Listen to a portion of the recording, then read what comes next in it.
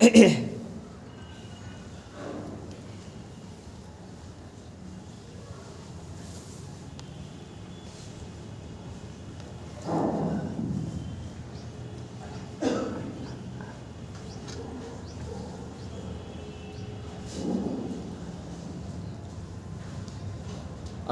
علیکم ورحمۃ اللہ وبرکاتہ۔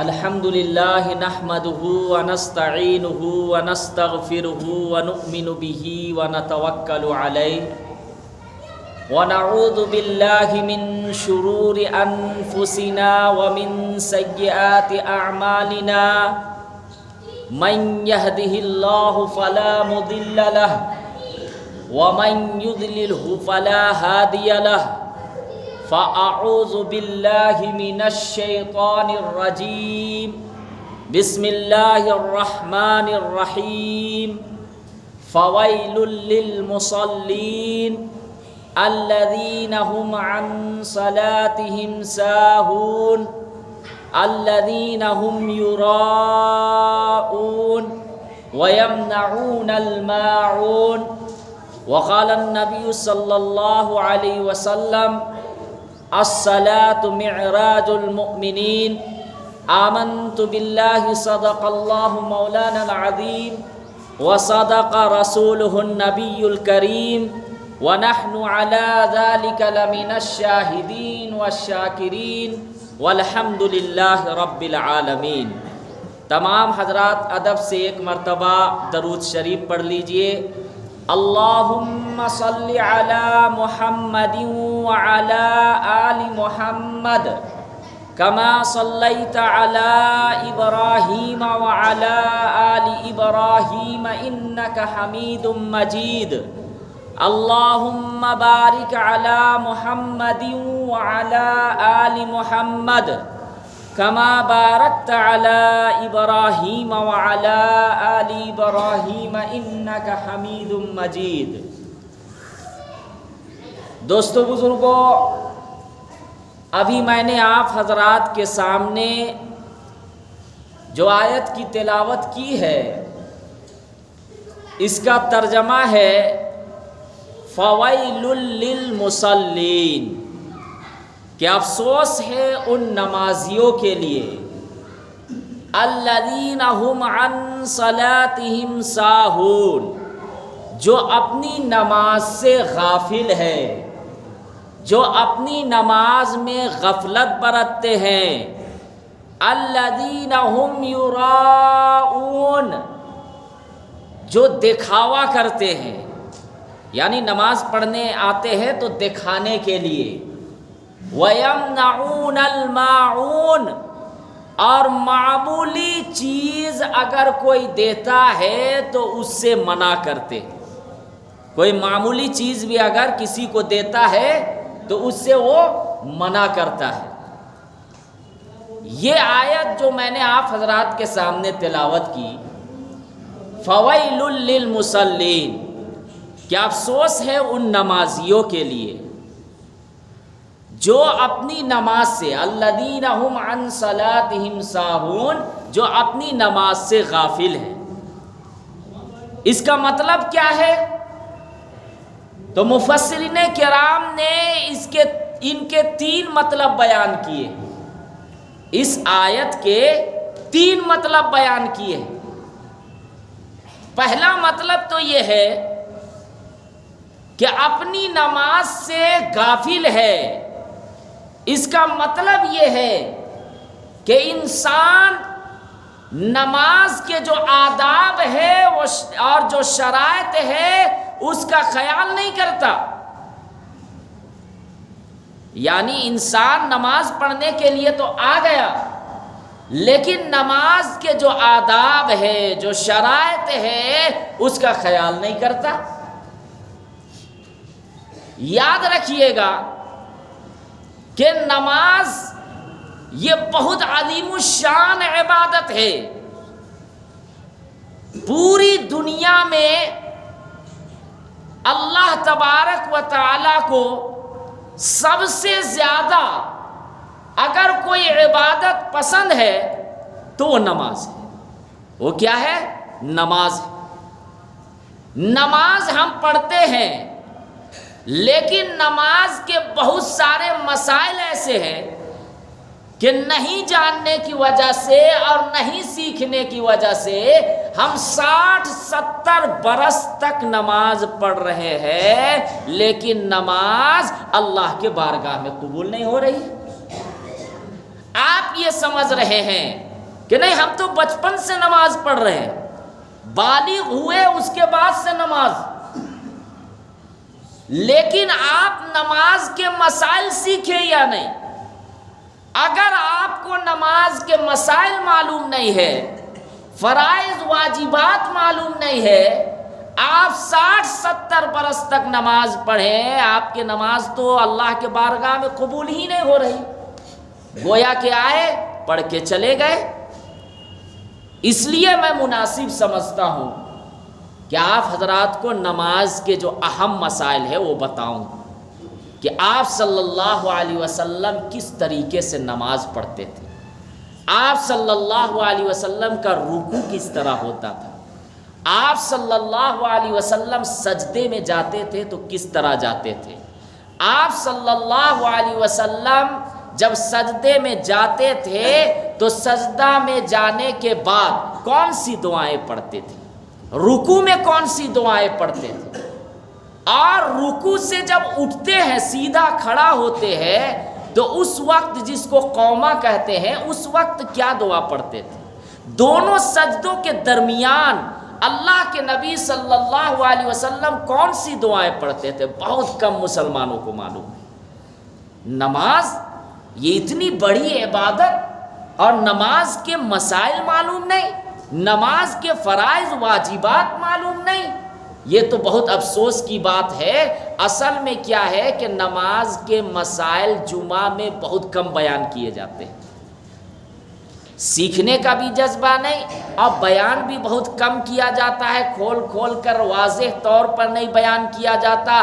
اس کے وجہ سے عوام کو جو ہے غلط فہمیاں ہیں، بہت ساری چیزیں وہ یہ سمجھ رہے کہ نماز میری ہو گئی لیکن نماز نہیں ہوتی۔ پہلی چیز تو یہ سمجھے کہ جو اہم چیزیں ہیں نماز میں وہ چیزیں میں بیان کر دینا چاہتا ہوں انشاءاللہ قرآن و حدیث کی روشنی میں، پھر انشاءاللہ آگے اور ایک دو جمعہ بیان کروں گا، اس میں پھر اچھے انداز سے اہم چیزیں ابھی میں بیان کر دینا چاہتا ہوں۔ پہلی چیز تو یہ سمجھے کہ آپ جب نیت کریں نماز کے لیے تو نیت دل کے ارادہ کا نام ہے۔ بہت سے لوگ یہ سمجھتے ہیں کہ نہیں نماز کے لیے زبان سے کہنا ضروری ہے کہ میں فرض نماز پڑھ رہا ہوں واسطے اللہ تعالیٰ کے، میرا رخ کعبہ شریف کی طرف، امام کے پیچھے تو پیچھے ہی امام، یہ زبان سے کہنا ضروری نہیں، کہہ لے تو بہت اچھی بات ہے۔ دل میں اگر کوئی ارادہ کر لیا، کوئی گھر سے ارادہ کر کے نکل گیا، آپ کی نیت ہو گئی۔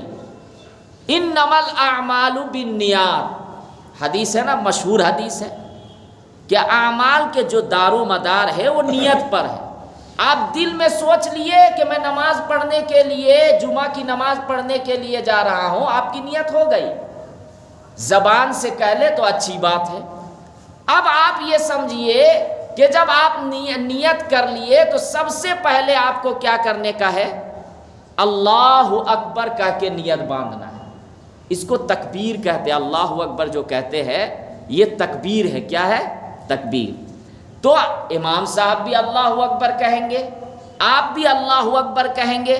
اللہ اکبر کہنے کے بعد امام صاحب تو قرات کریں گے، لیکن مقتدی حضرات، امام صاحب بھی ثنا پڑھیں گے اور آپ حضرات بھی ثنا پڑھیں گے۔ سب سے پہلے اللہ اکبر کہنے کے بعد ثنا، یہ کوئی فرض واجب نہیں ہے، یہ سنت ہے۔ یہ کیا ہے؟ سنت ہے۔ اب اس کے بعد یہ سب کو معلوم ہے کہ ثنا کے بعد اعوذ باللہ بسم اللہ پڑھا جاتا ہے۔ اگر امام کے پیچھے تو آپ کو نہیں پڑھنا ہے، قرات آپ کو نہیں کرنے کا ہے امام کے پیچھے، کیونکہ امام صاحب قرات کر رہے ہیں، سورہ فاتحہ بھی پڑھتے ہیں، سورت بھی پڑھتے ہیں۔ آپ اکیلے میں پڑھ رہے ہیں تب آپ کو اعوذ باللہ بھی پڑھنا ہے، بسم اللہ بھی پڑھنا ہے، اس کے بعد سورہ فاتحہ سورت ملانا ہے۔ بہت سے لوگ کیا کرتے ہیں کہ وہ ڈائریکٹ سورہ فاتحہ کو شروع کر دیتے ہیں، اعوذ باللہ اور بسم اللہ ثنا کے بعد نہیں پڑھتے۔ یہ آپ صلی اللہ علیہ وسلم اعوذ باللہ اور بسم اللہ پڑھنے مکمل پڑھنے کے بعد پھر سورہ فاتحہ سورت پڑھتے ہیں۔ اور یہ بھی یاد رکھیے گا، بہت کم لوگوں کو معلوم ہے کہ سورہ فاتحہ کے بعد اگر آپ کوئی سورت شروع کر رہے ہیں تو اس میں بھی بسم اللہ الرحمن الرحیم پڑھنا چاہیے۔ بہت سے لوگ نہیں پڑھتے، سورہ فاتحہ پڑھے اس کے بعد ڈائریکٹ سورت۔ اگر آپ کوئی سورت پڑھ رہے ہیں اس میں بھی بسم اللہ پڑھنا ہے۔ ہاں، اگر قرآن کی آپ بیچ سے کوئی آیت پڑھ رہے، بیچ سے سورہ نہیں ملا رہے، بیچ سے کہیں سے اٹھا رہے ہیں تو اس میں آپ نہیں پڑھیں گے تو کوئی دقت نہیں ہے۔ حالانکہ یہ فرض واجب نہیں ہے بسم اللہ پڑھنا، یہ فرض واجب نہیں ہے، پڑھیں گے تو ثواب اور نہیں پڑھیں گے تو گناہ بھی نہیں ہوگا، لیکن پڑھ لینا یہ بہتر ہے۔ اب یاد رکھیے گا کہ نماز میں جب آپ قیام کی حالت میں ہے، آپ سیدھا کھڑا ہے، نظر کہاں رہنی چاہیے؟ نظر آپ صلی اللہ علیہ وسلم جب سیدھا کھڑا ہوتے تھے تو نظر کہاں رکھتے تھے؟ تو فقہا کا اس میں اختلاف ہے، علماء کرام کے اس میں کئی اقوال ہیں، لیکن صحیح قول یہ ہے کہ جب آپ نیت باندھ لیے اور قیام کی حالت میں ہے تو آپ کی نظر ہونی چاہیے کہاں؟ سجدہ گاہ، جہاں آپ سجدہ کرتے ہیں وہاں پہ نظر ہونی چاہیے۔ بہت سے لوگوں کو میں نے یہ دیکھا ہے نماز پڑھ رہے ہیں، سجدہ کی جگہ میں نظر ہونی چاہیے، نظر یا تو سیدھا آگے دیکھ رہے ہیں یا پھر کبھی کبھی انسان دایاں بایاں بھی کرنے لگتا ہے۔ یہ غلط ہے، ادھر ادھر نہیں دیکھنے کا ہے۔ جب آپ نیت باندھ لیے تو نظر کہاں ہونی چاہیے؟ سجدہ گاہ میں۔ اب یاد رکھیے جب آپ رکوع میں جائیں گے تو اللہ کے نبی حضرت محمد صلی اللہ علیہ وسلم رکوع کس طرح سے کیا کرتے تھے؟ اب آپ حضرات یہ سوچیں گے یہ کیا مولانا صاحب رکوع سجدہ بتا رہے؟ بھائی یہ نماز ہے، یہ عظیم الشان عبادت ہے، یہ سب سے بڑی عبادت ہے۔ آپ نماز پڑھ رہے ہیں تو سنت کے مطابق اگر نماز نہ پڑھے اتنی بڑی عبادت کو تو کیا فائدہ؟ کہا گیا نا کہ سب سے بدترین چوری وہ ہے کہ انسان نماز کو جلدی جلدی پڑھ کے چلا جائے، نماز کا خیال نہ کرے۔ حدیث کے اندر ہے نماز کو اطمینان سے پڑھنے کا، ہر ارکان کو، ہر واجبات فرائض کو، سنت کو یاد رکھنے کا ہے کہ اللہ کے نبی صلی اللہ علیہ وسلم رکوع کس طرح کیا کرتے تھے۔ تو رکوع آپ صلی اللہ علیہ وسلم جب جاتے تھے تو بالکل کمر سیدھی ہوتی تھی۔ کمر کیا ہے؟ بالکل سیدھی۔ اور بہت سے لوگوں کو میں نے دیکھا کہ رکوع میں جب جاتے ہیں تو کیا کرتے ہیں؟ زیادہ جھکتے بھی نہیں ہیں، نہیں جھکتے بل ہلکا سا ایسا جھکیں گے، حالانکہ کوئی مجبوری نہیں۔ ایک ہے کہ عذر ہے، عمر دراز ہے بیچارے یا کوئی بیماری ہے، وہ زیادہ نہیں جھک سکتا ہے تو وہ الگ مسئلہ ہے، وہ عذر میں معاف۔ لیکن نوجوان ہے، جھکنے کی طاقت ہے تو کیا کرنے کا ہے؟ رکوع میں جائے تو آپ صلی اللہ علیہ وسلم کا طریقہ تھا کہ کمر کو بالکل سیدھی اور جھکا کے، اور رکوع میں جانے کا طریقہ یہ ہے کہ یہ انگلیاں جو ہے انگلیوں کو کھول کے اور مضبوطی کے ساتھ گھٹنا پکڑنا ہے، مضبوطی کے ساتھ، اور کمر بالکل سیدھی۔ یہاں تک کہ ہے کہ اللہ کے نبی صلی اللہ علیہ وسلم کمر کو اتنی سیدھی رکھتے تھے کہ اگر کوئی گلاس کو کمر میں رکھ دیا جائے تو گلاس نہ گرے، اس طرح بالکل سیدھی۔ ہم کیا کرتے ہیں؟ یا تو بہت زیادہ جھک جاتے ہیں بہت سے لوگ، یا پھر کوئی ایسے بھی ہوتے ہیں کہ جھکتے نہیں، بس ہلکا سا۔ یہ نہیں، یہ نماز کھلواڑ نہیں ہے۔ آپ نوجوان ہیں تو نماز تو سیکھے، اتنی عمر ہو گئی لیکن نماز کو سیکھ نہیں رہے، نماز میں کیسے پڑھنی چاہیے۔ رکوع میں جب جائیں کمر بالکل سیدھی ہونی چاہیے، مضبوطی کے ساتھ گھٹنا پکڑے، انگلیوں کو کھول کے مضبوطی کے ساتھ۔ نظر کہاں ہونی چاہیے رکوع میں؟ نظر کہاں رکھنے کا ہے؟ تو نظر یہ جو ہے یہ پیر کے جو انگوٹھے ہیں، جب آپ رکوع میں جائیں تو پیر کے انگوٹھے میں رکھیں، اور اطمینان سے آدمی تسبیح پڑھے. کیا پڑھنا چاہیے؟ سبحان ربی العظیم، کم سے کم 3 مرتبہ، زیادہ سے زیادہ 7 مرتبہ. 3 پڑھے، 5 پڑھے یا 7 پڑھے. بہت سے لوگ ایسے ہوں گے کہ ہم کو لگتا ہے کہ تسبیح بھی یاد نہیں ہوگی. سیکھنا چاہیے. جب آپ رکوع میں جائیں، اللہ کے نبی صلی اللہ علیہ وسلم رکوع کیسے کرتے تھے سب کو معلوم ہے. سیکھے، آپ لوگ مشق کرے. رکوع میں جائے تو کمر بالکل سیدھی ہونی چاہیے، جھک کے، اور انگلیوں کو کھول کے گھٹنا کو مضبوطی کے ساتھ پکڑے، اور اس کے بعد سبحان ربی العظیم پڑھے. اب جب رکوع سے آپ اٹھیں گے تو امام کے پیچھے ہے تو ربنا لک الحمد، امام سمیع اللہ لمن حمیدہ کہے، آپ کیا کہیں گے؟ ربنا لک الحمد. ایک دعا اور پڑھنے کا ہے، حدیث کے اندر ہے، لیکن یہ دعا بہت کم لوگ پڑھتے ہیں. یا تو یاد نہیں ہوتی، یا جس کو یاد ہے تو وہ لاپرواہی کی وجہ سے چھوڑ دیتے ہیں. اگر دعا پڑھیں گے تو آپ کو سنت کا ثواب بڑھ جائے گا، فرض واجب نہیں ہے.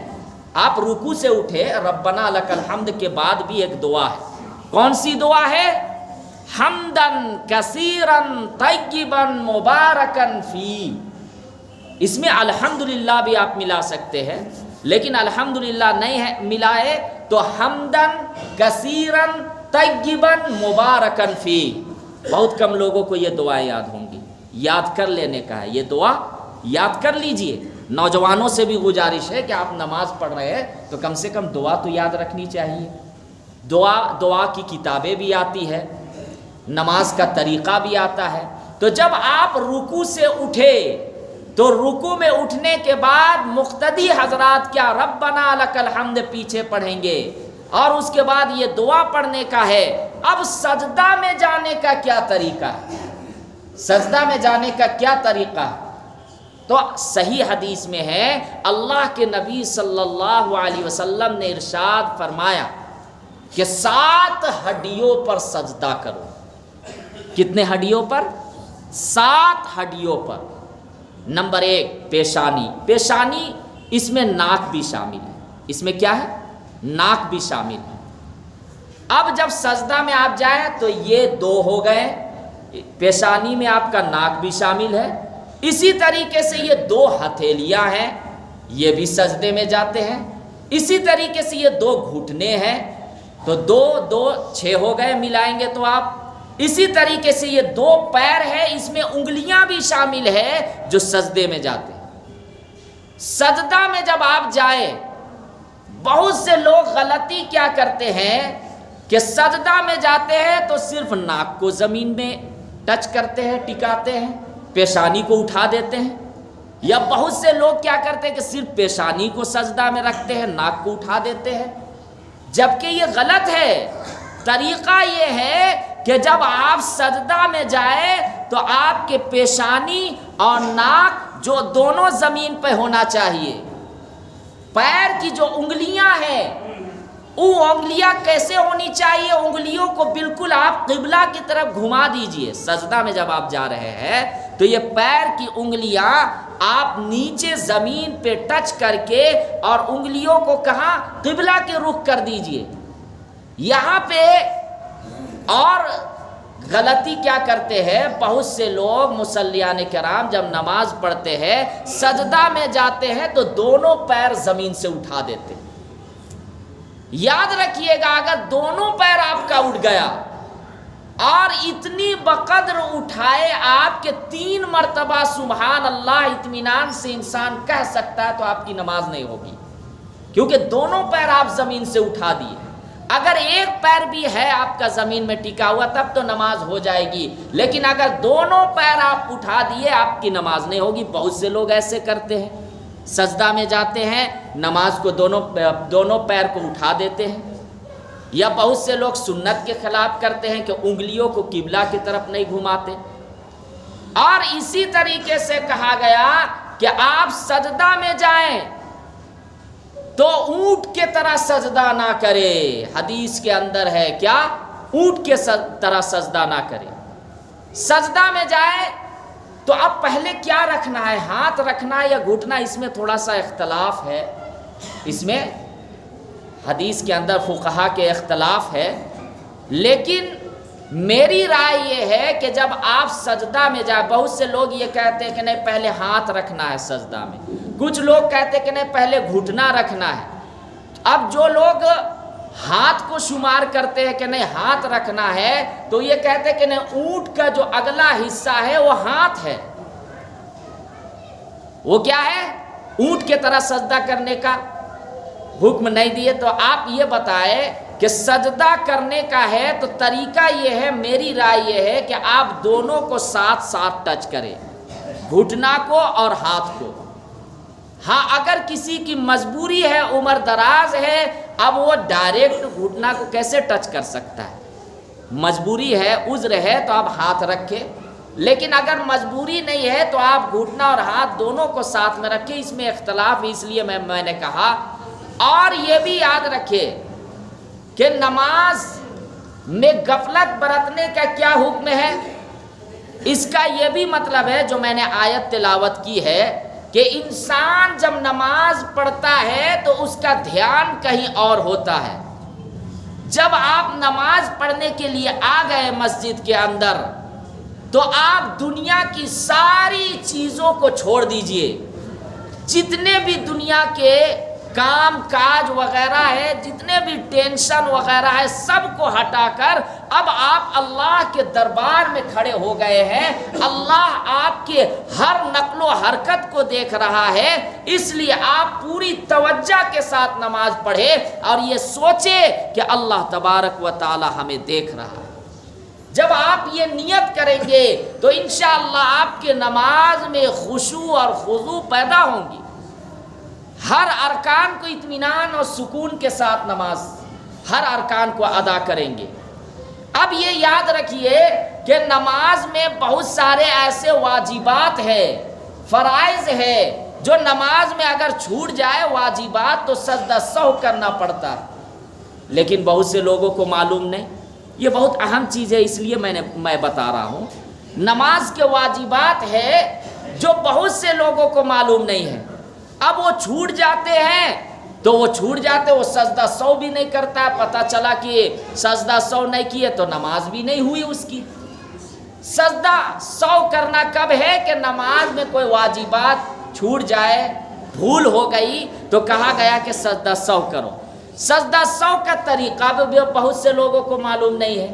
سجدہ سہو کا صحیح طریقہ یہ ہے، اگرچہ اور بھی طریقے بیان کیے گئے ہیں، اس کو بھی میں غلط نہیں کہوں گا، حدیث کے اندر اور بھی طریقے ہیں، لیکن سب سے صحیح طریقہ جو احناف کے نزدیک ہے وہ کیا ہے کہ آپ جب آخری رکعت میں التحیات پڑھے، تحیات پڑھنے کے بعد مکمل پڑھیں گے، اس کے بعد آپ کیا کریں، داہنی طرف سلام پھیر دیں، دونوں طرف سلام نہیں پھیرنا ہے، داہنی طرف سلام پھیرنے کے بعد پھر التحیات پڑھیں گے، درود شریف پڑھیں گے اور دعا پڑھنے کے بعد دونوں طرف سلام پھیر دیں گے، اور سجدہ سہو 2 مرتبہ کرنا ہے۔ ایک طرف آپ سلام پھیرنے کے بعد التحیات مکمل کرنے کے بعد 2 سجدہ کرنا ہے نماز کے طرح، اس میں تسبیح بھی پڑھنی ہے، اس کے بعد پھر سے التحیات، درود شریف اور دعا پڑھنے کے بعد سلام پھیر دینا ہے۔ اور واجبات سن لیجئے جو بہت سے لوگوں کو معلوم نہیں ہے، سورہ فاتحہ کا پڑھنا واجب ہے۔ اگر کوئی کسی انسان سے سورہ فاتحہ چھوٹ جائے، سورت ملانا شروع کر دے تو پھر واجبات چھوٹنے کی وجہ سے سجدہ سہو کرنا ہے۔ اسی طریقے سے سورہ فاتحہ کا سورت سے پہلے پڑھنا یہ بھی واجبات میں شمار ہے کہ سورت سے پہلے پڑھے۔ پھر اسی طریقے سے واجبات میں ہے کہ سورہ فاتحہ کے بعد فوراً سورت ملانا ہے، یہ بھی واجبات میں ہے۔ اب اگر فوراً نہیں ملائے تو کیا کرے، تاخیر کرنے پر بھی سجدہ سہو کرنا ہے۔ 3 مرتبہ سبحان اللہ کہنے کے بقدر اگر کوئی رکا ہوا رہا یا سوچ رہا ہے تو اس میں بھی سجدہ سہو۔ ہر ارکان کو اطمینان سے ادا کرنا یہ بھی واجبات میں سے ہے۔ اسی طریقے سے ترتیب سے نماز کو پڑھنا، اسٹیپ بائی اسٹیپ، یعنی مثال کے طور پر پہلے آپ کو رکوع کرنا ہے، پہلے آپ کو قیام کرنا ہے، رکوع نہیں، پہلے آپ کو قیام کرنا ہے، پھر اسی طریقے سے رکوع کرنا ہے، پھر اسی طریقے سے سجدے کرنا، اس مطلب اسٹیپ بائی اسٹیپ۔ اگر اس کو الٹا پلٹا کر دیے اس کے برعکس تو پھر آپ کو سجدہ سہو کرنا پڑے گا۔ اسی طریقے سے جب آپ رکوع سے اٹھیں گے تو جس کو قومہ کہتے ہیں یہ بھی واجبات میں سے ہے۔ بہت سے لوگ کیا کرتے ہیں کہ رکوع سے اٹھتے ہیں تو پھر جلدی سے سجدے میں چلے جاتے ہیں، یہ غلط ہے۔ رکوع سے جب آپ اٹھے تو کم سے کم اتنی دیر کھڑا رہنا چاہیے کہ 3 مرتبہ سبحان اللہ یہ تسبیح اطمینان سے پڑھ سکتے ہیں، اتنی دیر رکوع سے جب اٹھیں گے تب کھڑے رہیں۔ لیکن کیا کرتے ہیں بہت سے لوگوں کو میں نے دیکھا، رکوع سے اٹھتے ہیں صحیح سے کھڑا بھی نہیں ہوا، سجدے میں چلے جاتے ہیں، آپ کے واجبات چھوٹ گیا اور اس کے بعد آپ سمجھ رہے نماز ہو گئی، سجدہ سہو بھی آپ نہیں کیے۔ اسی طریقے سے دونوں سجدوں کے درمیان اطمینان سے بیٹھنا جس کو جلسہ کہتے ہیں یہ بھی واجبات میں سے ہے۔ پہلی سجدہ کیے، سجدہ کے بعد پھر بیٹھ جائیے اطمینان سے بیٹھے، اتنی دیر بیٹھے کہ 3 مرتبہ سبحان اللہ کہہ سکتے ہیں، پھر دوسری سجدہ کیجئے۔ لیکن یہاں پہ بھی لوگ ایک دم سپر فاسٹ ایکسپریس کی طرح سجدہ کرتے ہیں پھر دوسری سجدہ کر دیتے ہیں، آپ کے واجبات میں سے چھوٹ گیا یہ۔ آپ اتنی عظیم الشان عبادت نماز پڑھ رہے ہیں اور نماز کے واجبات فرائض معلوم نہیں۔ آپ پہلی سجدہ کیجئے پھر اطمینان سے بیٹھیے، کم سے کم 3 مرتبہ سبحان اللہ کہہ سکتے ہو، اتنی دیر بیٹھے، پھر اس کے بعد اچھا اس میں ایک دعا بھی پڑھی جاتی ہے دونوں سجدوں کے درمیان، جو بہت کم لوگ پڑھتے ہوں گے میرے خیال سے، یاد نہیں ہوتی ہے یا لاپرواہی کی وجہ سے۔ 2 حدیث کے اندر 2 دعاؤں کا تذکرہ ہے۔ ایک دعا ہے رب اغفر لی، یعنی 2 سجدوں کے درمیان آپ اس کو پڑھیے، کیا؟ رب اغفر لی۔ اسی طریقے سے ایک اور دعا ہے اللہم اغفر لی وارحمنی وارزقنی واہدنی وعافنی۔ یہ 2 سجدوں کے درمیان یہ دعا پڑھنی چاہیے، یہ فرض واجب نہیں ہے لیکن پڑھیں گے تو آپ کا ثواب بڑھ جاوے گا، اور پڑھنا چاہیے۔ اللہ کے نبی صلی اللہ علیہ وسلم 2 سجدوں کے درمیان یہ دعا پڑھتے تھے۔ اسی طریقے سے آپ کو یہ حکم ہے، یہ 2 واجبات میں سے کیا ہے کہ ہر ارکان کو اطمینان سے۔ اسی طریقے سے دوسری رکعت میں جو ہم بیٹھتے ہیں جس کو قاعدہ اولا کہتے ہیں یہ بھی واجبات میں سے ہے۔ کوئی انسان اگر دوسری رکعت میں بیٹھنا بھول گیا، تیسری رکعت کے لیے کھڑا ہو گیا، طریقہ کیا ہے کہ وہی چوتھی رکعت میں جب آپ بیٹھے اتحیات پڑھیے، داہنی طرف سلام کیجئے اور اس کے بعد 2 سجدہ کر کے پھر جو ہے اتحیات درود شریف وغیرہ پڑھ کے دعا پڑھ کے سلام پھیر دیجئے۔ لیکن مسئلہ معلوم نہیں ہوتا تو نہیں کرتے ہیں۔ تو قاعدہ اولا بھی واجبات میں سے ہے، قاعدہ اولا میں اتحیات کا پڑھنا بھی واجب ہے، اتحیات کا پڑھنا بھی واجب ہے۔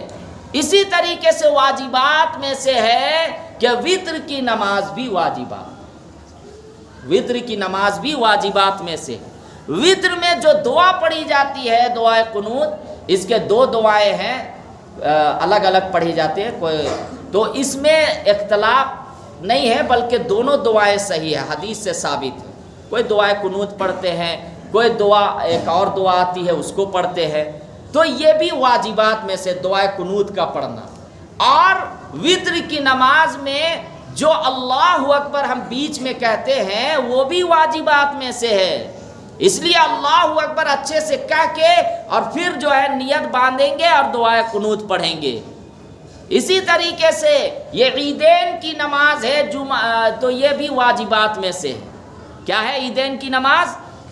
اور عیدین میں جو 6 زائد تکبیریں ہیں یا اور بھی تکبیرات وہ بھی واجبات میں سے ہے۔ کیا ہے؟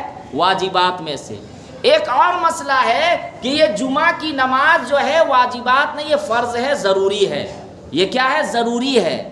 یہاں پہ یہ بھی مسئلہ بہت سے کم لوگوں کو معلوم ہے کہ اگر جمعہ کی نماز چھوٹ جائے تو جمعہ کی نماز کی قضا نہیں ہے، جمعہ کی نماز کی قضا نہیں ہے. اگر دوسری مسجد میں اگر مل گئی تو الحمدللہ، نہیں ملی تو آپ کو ظہر کی نماز پڑھنی، آپ کو ظہر کی نماز پڑھنی ہے. یہ اہم مسائل تھے، فرائض وغیرہ بھی بتانے تھے لیکن وقت نہیں ہے. انشاءاللہ اگلے جمعہ قرآن و حدیث میں روشنی ڈال کر میں بیان کروں گا. اگر اللہ تعالیٰ سے دعا ہے مجھ سے کوئی کہنے میں غلطی ہوئی ہو اللہ معاف فرمائے. وآخر الدعوانا الحمدللہ رب العالمین. جو حضرات سنت نہیں پڑھے وہ سنت پڑھے.